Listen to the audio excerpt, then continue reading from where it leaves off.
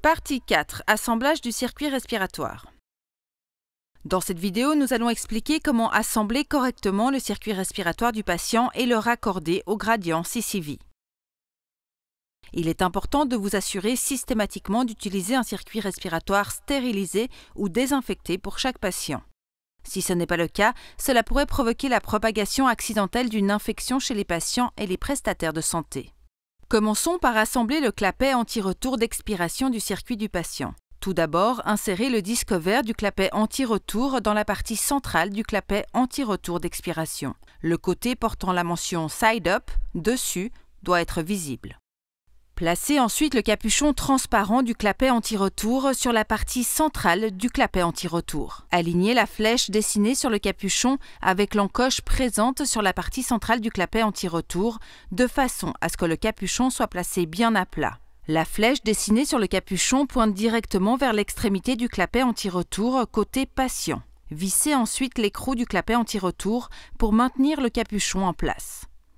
Une fois ceci effectué, faites une vérification rapide pour vous assurer que l'écrou du clapet anti-retour est bien serré et repose uniformément contre la partie centrale du clapet anti-retour.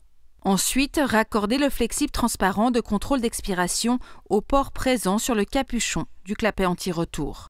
Raccordez le flexible vert de pression des voies respiratoires du patient au port cannelé qui se trouve au bas de la partie centrale du clapet anti-retour. Et assurez-vous que la prise du port d'échantillonnage sur le dessus du clapet anti-retour est parfaitement insérée.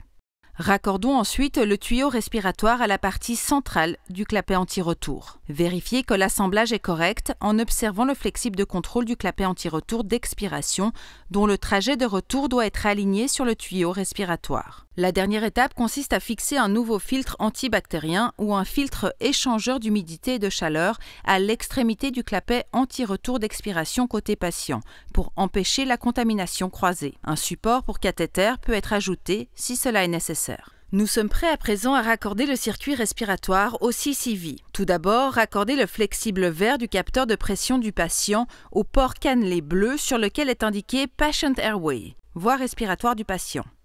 Puis raccordez le flexible transparent de contrôle du clapet anti-retour d'expiration, plus petit, au port cannelé sur lequel est indiqué Exhalation Valve, clapet anti-retour d'expiration.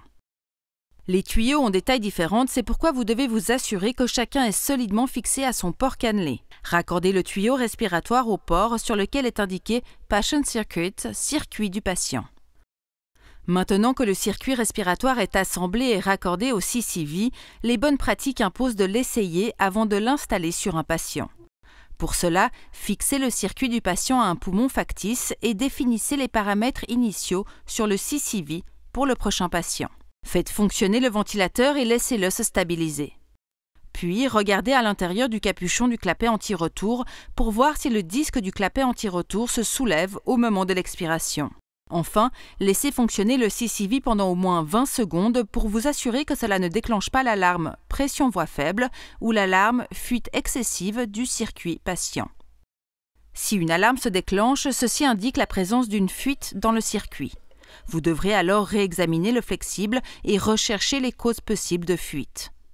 Si aucune alarme ne se déclenche, vous pouvez poursuivre la procédure. En assemblant correctement le circuit comme nous l'avons montré dans cette vidéo, puis en vérifiant le circuit avant de l'installer sur un patient, vous pouvez éviter toutes les fuites et garantir la sécurité du patient.